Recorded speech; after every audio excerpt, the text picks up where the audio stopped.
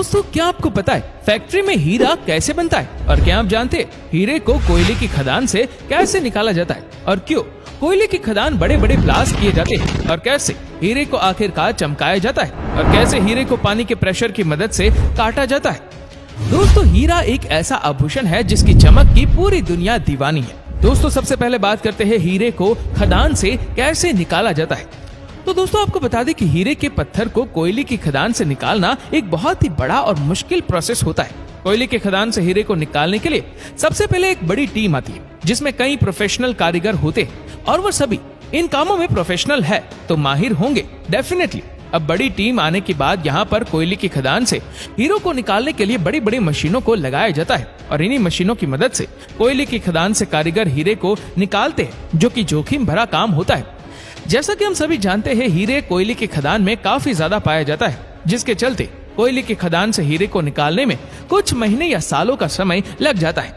अब आपको बता दें कि जब कारीगर की मेहनत से कोयले की खदान से हीरा निकाला जाता है तो खदान से निकला हुआ हीरा एक नॉर्मल पत्थर की तरह ही दिखता है, जिसे देखने पर कोई भी नहीं बता सकता है कि ये हीरा है।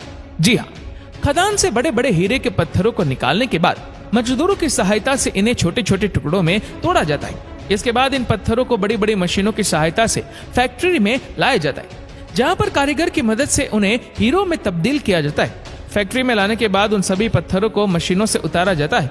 ये प्रोसेस सर कंप्लीट होने के बाद उन सभी हीरे के पत्थरों को कारीगरों तक पहुंचा दिया जाता है ताकि अपनी कारीगरी की मदद से इन पत्थरों को हीरे में तब्दील करें। जैसा कि हम सभी जानते हैं, जब कोयले की खदान से हीरे के पत्थर को निकाला जाता है तो वो पूरी तरह से काले और आम पत्थरों की तरह ही दिखाई देता है, लेकिन फैक्ट्री में लाने के बाद कारीगरों की मदद से छोटी छोटी मशीनों से उन पत्थरों से हीरा तैयार किया जाता है।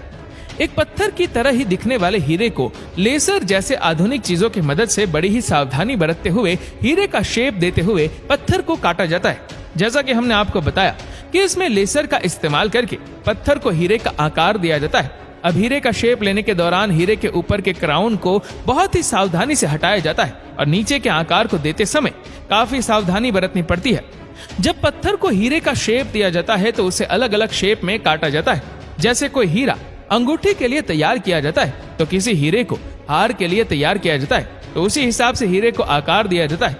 क्योंकि कारीगर खुद ही डिसाइड करते हैं कि इन हीरो को excellent cut, very good cut या गुड कट में काटना है। जिसका कट से हीरे के सबसे ज्यादा पैसे मिलते हैं, उसी कट को सिलेक्ट कर लिया जाता है, जिसके बाद कारीगर हीरो को काट कर उसका शेप देते हैं। वैसे इस काम को करने के लिए एक नया तरीका भी लाया जाता है जिसे शेरिंग प्लानिंग बोलते हैं। दरअसल शेरिंग प्लानिंग में डायमंड शेरिंग प्लानर मशीन होती है, जिसमें डायमंड को डाला जाता है, फिर उसे मशीन स्कैन करती है और उसकी 3D इमेज तैयार करती है, जिसके बाद इमेज की जांच पड़ताल करने के बाद डायमंड का डिजाइन कंप्यूटर के थ्रू तैयार किया जाता है। अब यहाँ तक कि ये मशीन ये भी बता देती है कि किस तरह डायमंड का डिजाइन देने से उसकी वैल्यू बढ़ जाएगी।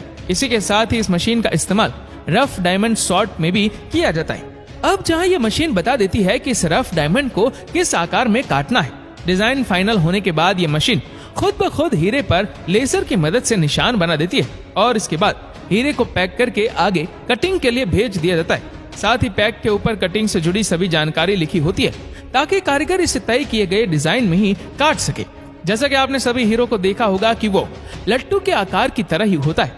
वैसे इस काम को करने के लिए कई सारे तरीके होते हैं, लेकिन ज्यादातर कारीगर इसी तरीके को अपनाते हैं और इस काम को करने के लिए करीबन 3 हफ्तों का समय लग जाता है। इतना समय इसलिए लगता है क्योंकि जब हीरे को लट्टू का आकार दिया जाता है तो उसे एक व्हील के ऊपर घिसा जाता है, जिसकी वजह से हीरा काफी ज्यादा गर्म हो जाता है। इसकी वजह से इन पर दोबारा काम करना बेहद मुश्किल हो जाता है। इसीलिए लगातार एक हीरे पर ज्यादा देर तक काम नहीं किया जा सकता है।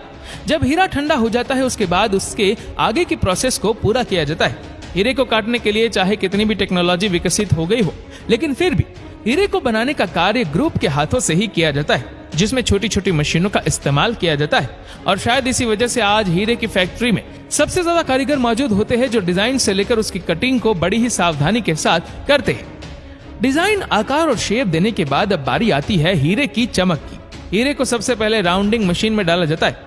वैसे माना जाता है कि एक अच्छे हीरे में 57 से 58 फैसेट्स होते हैं। इसके बाद हीरे की बारीकियों पर बड़ी ही सावधानी के साथ काम किया जाता है ताकि किसी भी तरह की अगर कोई दिक्कत हीरे के शेप में या फिर उसकी कटिंग में है तो उसे कारीगरों के पास दोबारा से भेजा जा सके ताकि वो उन हीरो को दोबारा से सही शेप और कटिंग दे सके।